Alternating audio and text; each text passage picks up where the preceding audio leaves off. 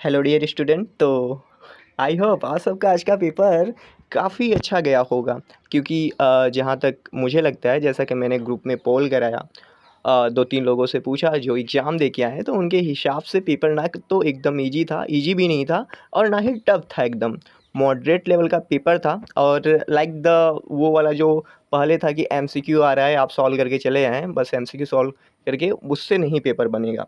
Paper में statement wise question थे, statement की तरह, और असर्शन रीजन भी थे। तो ये सब देखिए, आपको ये क्वेश्चन बनाने के लिए आपको नॉलेज होना चाहिए उस टॉपिक के बारे में, उस एरिया के बारे में, तभी आप क्वेश्चन बना पाएंगे। ओके, तो यहाँ पे तुकबाजी ये सब तो नहीं चलने वाला। तो यहाँ पे एक स्टूडेंट ने मुझे कुछ मेमोरी बेस्ड क्वेश्चन दिए हैं। ये क्वेश्चन 15 से 20 होंगे, जो हम देखेंगे, और इससे पता चलेगा कि हमें लेवल कैसा था क्वेश्चन का, हम कितना मार्क तक लाएँ तो सेफ रहेंगे।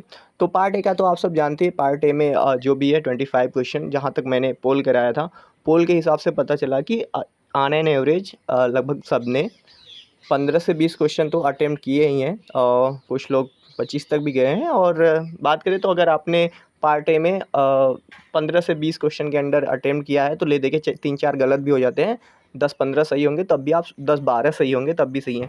तो हम यहाँ लाइफ साइंस की बात करते हैं। लाइफ साइंस में कुछ ऑन एन एवरेज स्टूडेंट जो हैं, उन्होंने बात करें तो 75 क्वेश्चन में से 55 से 65 के बीच में अटेंड किया है।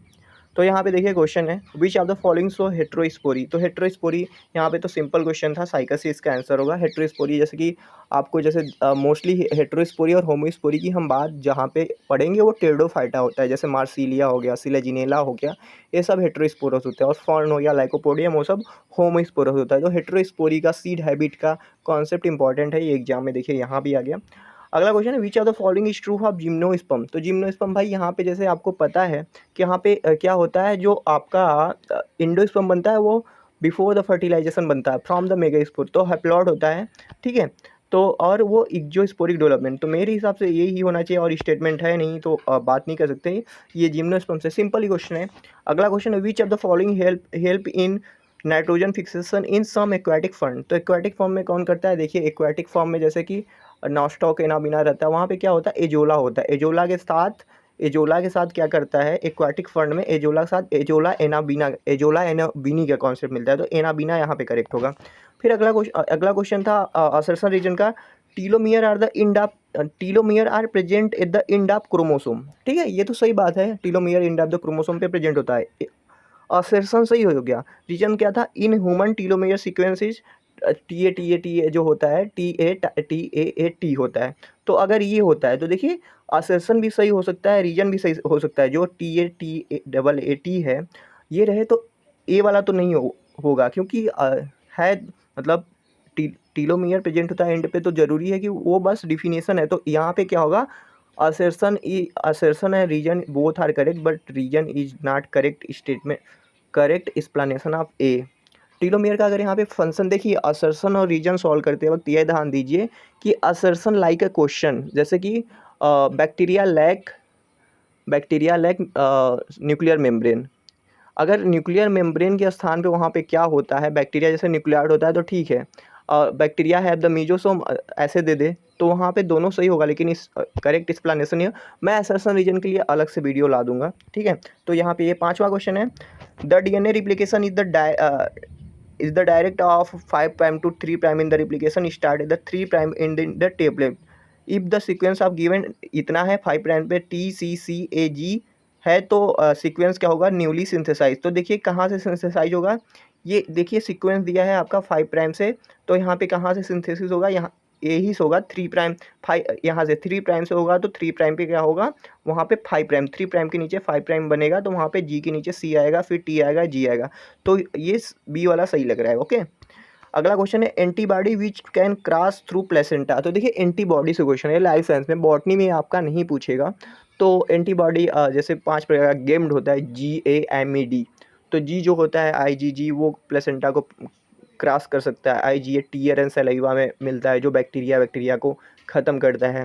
IgE जो होता है वो एलर्जी के टाइम पे एक्टिवेट होता है। IgM जो होता है वो मतलब पेंटा वैलेंट के फॉर्म पे होता है, ठीक है। पैरासिटिक इन्फेक्शन में भी IgE होता है। आईजीडी का फॉर्म उतना कुछ ज़्यादा नहीं है। आईजीडी क्या करता है, ये मतलब रिकॉग्निशन में हेल्प करता है। ओके, तो ये अच्छा क्वेश्चन हो गया। अगला पे चलते हैं।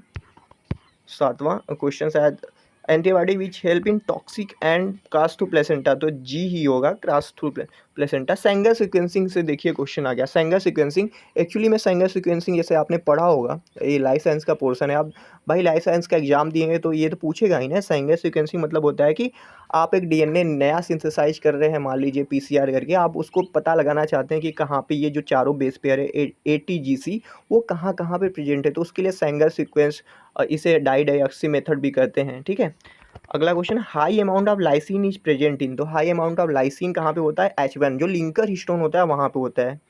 अगला क्वेश्चन था, which are the following is not vitamin, तो देखिए साइनोकोबाल्मिन विटामिन B12 हो गया, कोलिन भी कुछ है, लेकिन हिस्टीडीन देखिए यहाँ पे, तो ये अमीनो एसिड है, तो ये नहीं हो सकता विटामिन। अगला question match are the following करके था। यहाँ पे कुछ जैसे आपने म्यूटेशन पढ़ा होगा, तो वहाँ पे स्पॉन्टेनियस म्यूटेशन कुछ पढ़ा होगा कि वहाँ पे जैसे डी एमिनेशन हो गया, डी प्यूरिनेशन हो गया, तो वहाँ पे होता है, तो एडिनिन से क्या बनता है, एडिनिन से क्या बनता है, साइटोसिन से क्या बनता है, 5 मेथिल साइटोसिन से क्या बनता है, तो वही चीज़ें हैं। आप, ये सिंपल क्वेश्चन था, अगर आप पढ़े हैं तो कर लेंगे। अगला क्वेश्चन था, mycorrhiza is association of cyanobacteria with root of higher plant, भैया गलत है कुछ, साइनोबैक्टीरिया नहीं होता है, फंगस होता है, तो असर्शन गलत हो गया। अगर रीजन सही है तो mycorrhiza help in assimilation of phosphate दिया है, तो आप रीजन को सही कर सकते हैं, ओनली रीजन इज करेक्ट, सी वाला सही होगा तब। देखिए यहाँ पे साइनोबैक्टीरिया नहीं, फंगस होना चाहिए। अगला question, match are the following, vitamin का भाई, vitamin A B C D E K, सारा का नाम, केमिकल नाम और फंक्शन आपको पता होना चाहिए। जैसे विटामिन ए, क्या नाम है उसका, रेटिनॉल, उसका काम क्या है भाई, वो मतलब रतौंधी जो होता है आपका, नाइट ब्लाइंडनेस, वहाँ पे कहाँ से मिलता है, गाजर से मिलता है। विटामिन बी के बहुत सारे फॉर्म होते हैं, A1 2 5 ऐसे करके, तो विटामिन बी मोस्टली हम बेरी बेरी के बारे में बात करते हैं। ठीक है, विटामिन सी से क्या होता है, स्कर्वी होता है, इसके हम एस्कॉर्बिक एसिड बोलते हैं। ठीक है, जो भी खट्टे वट्टे एंटीऑक्सीडेंट के रूप में भी विटामिन सी होता है। फिर विटामिन डी होता है, उसको हम क्या बोलते हैं, डी कैल्सीफेरॉल, कहाँ से मिलता है, मीट से, सनलाइट से। ठीक है, रिकेट्स हो जाता है। विटामिन ई क्या होता है, विटामिन ए आपका होता है रथ एक टॉफ़ी, टी से टोकोफेराल, विटामिन ई से टोकोफेराल होगा। ये क्या करता है, मतलब विटामिन ए का मोस्टली काम होता है ये, मतलब कि प्रजनन शक्ति को बढ़ाता है, मतलब रिप्रोडक्टिव कैपेसिटी को। विटामिन के क्या होता है, फाइलोक्विनोन, ये क्या करता है, ब्लड क्लॉटिंग में हेल्प करता है। तो ऐसे आपको विटामिन बी, इसके फैक्टर क्या हैं, ठीक है, राइबोफ्लाविन के जैसे वहाँ पे एसिल ग्रुप ट्रांसफ़र, ये सब काम करता है ना, वो आपको पता होना चाहिए सारा चीज़। अगला क्वेश्चन पे चलते हैं। The most common initial step for separation of water soluble protein with the insoluble protein, तो यहाँ टेक्निक से आ गया कि आप in most common initial step separation of water soluble protein in insoluble protein से, तो आप डेंसिटी ग्रेडियंट सेंट्रीफ्यूगेशन करा सकते हैं। अब और ऑप्शन नहीं है, नहीं तो हमें बेस्ट ऑप्शन चूज करना होता है। तो ये टेक्निक से क्वेश्चन था। अगला क्वेश्चन है, विच when the net charge of amino acid is zero this is known as zwitterion isoelectric point इसे कहते हैं। ठीक है, आइसोइलेक्ट्रिक पॉइंट इसका सही होगा। ओके, अगला क्वेश्चन था, for the detection of movement of protein based method use and, for the movement of protein, ये फ्रैप रोप अगर यहाँ पे रहे, ठीक है, fluorescence recovery after photo bleaching. ठीक है, डीएनए फुटप्रिंटिंग देखिए क्या होता है, डीएनए फुटप्रिंटिंग होता है कि आपको बताने के लिए कि हमारे जो डीएनए है, डीएनए पे कहाँ पे प्रोटीन जाके कोई बाइंड कर रहा है। मान लीजिए जैसे आपका आरएनए पॉलीमरेज है, आरएनए पॉलीमरेज प्रमोटर पे जाके बाइंड कर रहा है, तो हम अगर आरएनए पॉलीमरेज के साथ कोई भी ऐसा डिटेक्टर मॉलिक्यूल ऐसे लेबल कर दे उसे, तो वहाँ पे जाके बाइंड करके फ्लोरेसेंस देगा, तो हम पता कर लेंगे। तो डीएनए फुटप्रिंटिंग मोस्टली होता है पता करने के लिए कि हमारा प्रोटीन डीएनए के किस सेगमेंट पे जाके बाइंड हो रहा है। ठीक है, और मूवमेंट ऑफ प्रोटीन बताने के लिए तो मोस्टली फ्रैप का यूज करते हैं, fluorescence recovery after photo bleaching. ठीक है, हाइड्रोपैथी प्लॉट है सब।